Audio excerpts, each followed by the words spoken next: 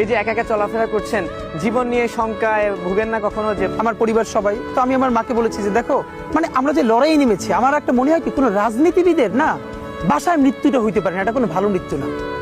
যিনি রাজনীতি করেন, যিনি লড়াই করেন, যিনি বিপ্লবী, যিনি সংগ্রামী, তার মৃত্যুটা হবে একটা সংগ্রামের মধ্য দিয়ে, একটা রাজপথে, একটা গ্লোরির মৃত্যু।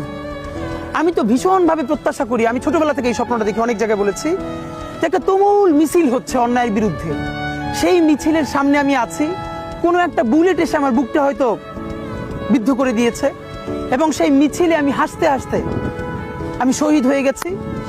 এবং সবাই যখন মৃত্যুটাকে ভীষণ ভয় পায়, আমি তখন হাসতে হাসতে আল্লাহর কাছে ভীষণ সন্তুষ্টি নিয়ে পৌঁছতে চাই যে আমি একটা ন্যূনতম ওই জীবনটা লিড করতে পারলাম, যে আমি একটা ইনসাফের হাসি নিয়ে আমি আমার আল্লাহর কাছে পৌঁছতে চাই।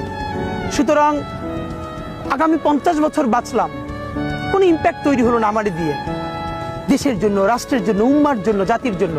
কিন্তু আমি ধরেন 5 বছর বাঁচলাম, সেটার মধ্য দিয়ে যদি আগামী 50 বছরের ইম্প্যাক্ট তৈরি হয়, তাহলে অনেকদিন বেঁচে থাকায় কি সাফল্যের? বলেন, শহীদ প্রেসিডেন্ট জিয়াউর রহমান কয়টা দিন বেঁচেছেন, কিন্তু ভাবেন আজকে পর্যন্ত উনি আমার অনুপ্রেরণা। হাঁটতে হাঁটতে আমার পা ফুলে যায়।